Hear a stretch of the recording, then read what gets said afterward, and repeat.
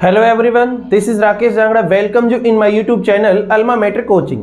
आज इस वीडियो में हम बात करने वाले हैं बहुत सारे एस्पिरेंट्स जो कि एयरफोर्स, नेवी या HSSC जैसी गवर्नमेंट जॉब की प्रिपरेशन कर रहे थे, बट गवर्नमेंट का इस तरह का रिजल्ट्स जो है डिले करना, कोई किसी भी चीज़ के लिए उन्होंने जो है भर्तियों में जल्दबाजी नहीं दिखाई है। और इस चीज़ के चलते ऐसा देखा गया है कि ज़्यादातर बच्चों का जो विश्वास है वो SSC पे ज़्यादा है, क्योंकि उनका जो कैलेंडर होता है वो उसी के अकॉर्डिंग जो है अपना शेड्यूल बनाकर काम करते हैं।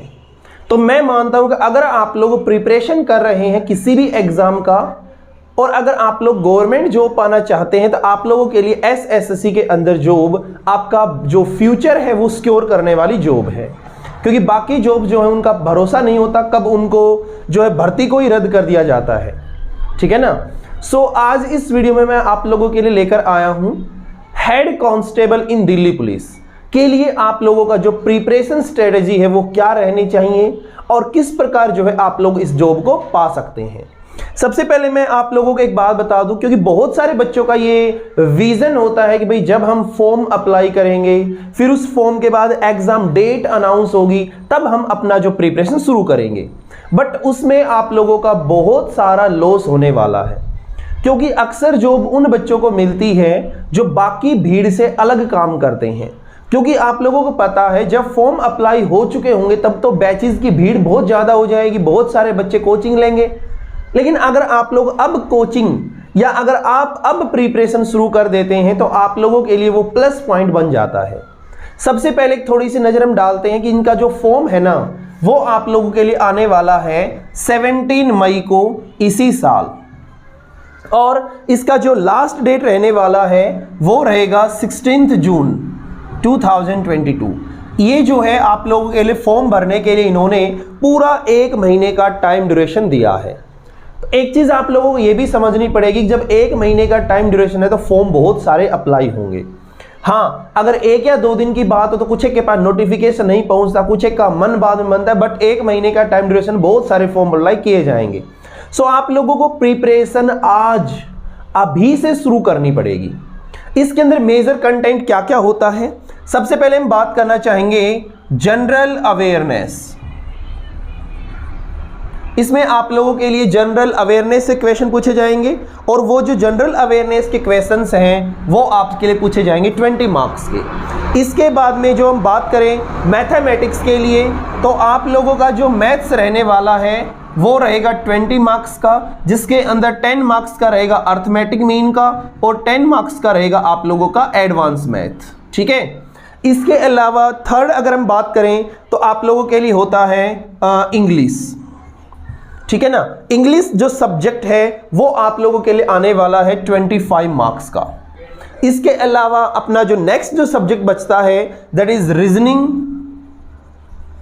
And computer. ठीक है। ये जो दोनों सब्जेक्ट्स हैं इनमें से ये जो रीजनिंग है 25 मार्क्स का और कंप्यूटर आप लोगों का आने वाला है ओनली 10 मार्क्स का। सो ये आप लोगों का जो है एग्जाम पैटर्न रहेगा, जिसमें आप लोगों का ये 5 सेक्शन जो है ये आपको कवर करने होंगे। अब देखो, इसमें जब भी हम किसी एग्जाम की प्रिपरेशन करते हैं तो एक स्ट्रेटेजी प्लान होता है। उस स्ट्रेटेजी प्लान के अंदर 2 तरह के सब्जेक्ट्स होते हैं। एक सब्जेक्ट होता है लॉन्ग टर्म और एक सब्जेक्ट होता है शॉर्ट टर्म। सो यहाँ पे अगर मैं बात करूं तो आप लोगों का जो जनरल अवेयरनेस, मैथमेटिक्स और इंग्लिश, ये तीनों आप लोगों के जो है लॉन्ग टर्म सब्जेक्ट है और बाकी के दोनों सब्जेक्ट ये आपके शॉर्ट टर्म एग्जाम्स है। ठीक है ना। क्योंकि इनको प्रिपरेशन करने के लिए हमें ड्यूरेशन लॉन्ग चाहिए होता है और ये जो है ये शॉर्ट ड्यूरेशन में भी तैयार हो जाते हैं 2 से 3 मंथ के अंदर भी। अगर मैं बात करूं जनरल अवेयरनेस की आप लोग कहां से प्रिपरेशन करेंगे तो इसके लिए आप लोगों को 2 काम करने हैं। एक तो आप लोगों को जो है मनोहर पांडे की जो आपकी बुक आती है वो आपको लेनी है डिस्क्रिप्टिव। ठीक है।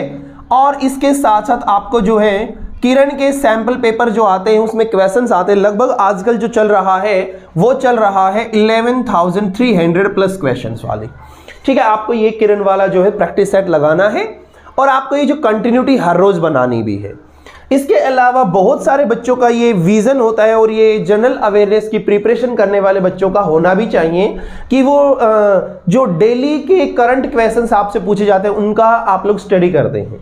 बट मैं आपको सजेस्ट करूंगा कि आप लोग जो डेली करंट क्वेश्चंस जो आप करते हैं उनको आप लोग जो है वीकली करें। और इनकी जो मैगजीन्स वगैरह है आजकल टेलीग्राम चैनल्स पे मिल जाती हैं, तो आपको परचेज करने की आवश्यकता नहीं है। आप लोग क्या करेंगे, आप लोग एक वीक के सारे क्वेश्चंस आप लोग एक बार डिस्कस करेंगे। इससे आप लोगों का जो इंपॉर्टेंट क्वेश्चंस है ना वही कलेक्ट होकर पीडीएफ में आते हैं।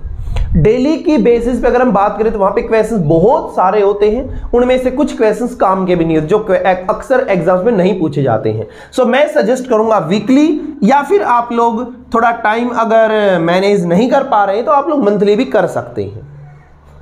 सेकंड, अगर हम बात करें मैथमेटिक्स के लिए, तो मैथमेटिक्स एक लॉन्ग टर्म सब्जेक्ट है जिसमें आप लोग सारी चीजों को धीरे धीरे पढ़ना शुरू करेंगे और आप लोग जो है उसमें अच्छी खासी नॉलेज बना पाएंगे। तो इसके लिए पहले एक बुक आती है RS अग्रवाल के नाम से, जो कि एक बुक के अंदर सभी क्वेश्चंस को गिवन है।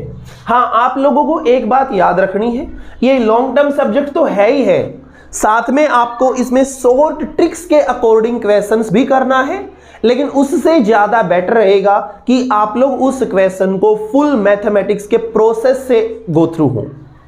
इससे आपको क्या होगा कि जो शॉर्ट ट्रिक्स बनती है ना कई क्वेश्चंस में वो काम नहीं करती, और जब शॉर्ट ट्रिक काम नहीं करती बच्चे का आंसर आता नहीं, बच्चा वहां पे फेल, बच्चे का क्वेश्चन रह जाता है।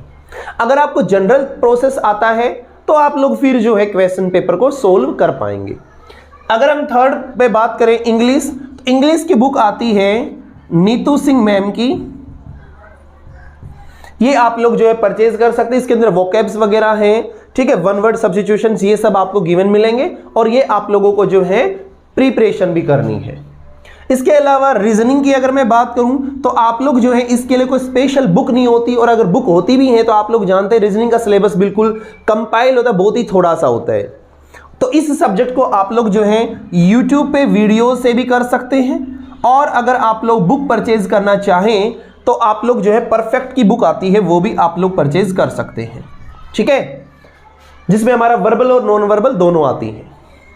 इसके अलावा रीजनिंग में आप लोगों को जो है PYQs करना बहुत ज़्यादा जरूरी है। कंप्यूटर के अंदर भी आप लोगों को PYQ करना जरूरी है, और कंप्यूटर का आप लोगों को बेसिक नॉलेज का होना जरूरी है, एक्सेल, पावर पॉइंट, वर्ड, ये सब चीज़ें। सो अगर आप लोग इस तरह से प्रिपरेशन करेंगे कि भी हमें कौन कौन सी बुक्स परचेज करनी है, बुक परचेज करेंगे, आप लोग स्टडी करेंगे, और स्टडी के अंदर आप लोग पर डे कम से कम 6 to 7 आवर जो है आप लोग स्टडी करेंगे, तब जाके आप लोगों का सिलेक्शन जो है वो श्योर हो पाएगा, ठीक है। इसमें इन सभी को मिला के आपका जो पेपर बनता है ना वो बनता है 100 मार्क्स का, और आप लोगों ने मेरिट लिस्ट को देखा है लगभग 70 के आसपास रहा है, 75, 70 के आसपास। तो आप लोग जानते हैं जनरल अवेयरनेस के अंदर आप लोगों के जो क्वेश्चंस है वो कम से कम 15 प्लस होने चाहिए। मैथमेटिक्स के अंदर आप लोगों की पॉसिबिलिटी नहीं होनी चाहिए कि कोई क्वेश्चन कटे, ठीक है ना। तो इसके लिए आप लोग जो है जनरल अवेयरनेस 15 to 20 और मैथमेटिक्स के अंदर भी 15 प्लस मार्क्स तो आप लोग स्कोर करेंगे ही करेंगे। रीजनिंग के अंदर क्वेश्चन कटने की संभावना होती नहीं है, क्योंकि रीजनिंग का सिलेबस बहुत ही थोड़ा सा है, और आप लोग इसको 4 से 5-10 दिनों में करके और फिर आप लोग जो है वीकली इसका प्रैक्टिस सेट जरूर लगाएं। जिस बच्चे ने मॉक टेस्ट नहीं लगाया उस बच्चे का सिलेक्शन होने की चांसेस बहुत कम है। हाँ, तुक्का लग जाए एक अलग बात है, बट जिस बच्चे ने मॉक टेस्ट लगाए हैं और मॉक टेस्ट के अंदर 70 प्लस स्कोर दिखाया है उस बच्चे का सिलेक्शन 100% होता है।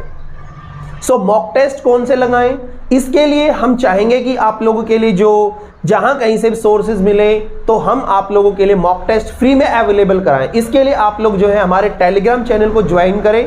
अल्मा मैट्रिक कोचिंग के नाम से हमारा टेलीग्राम चैनल है।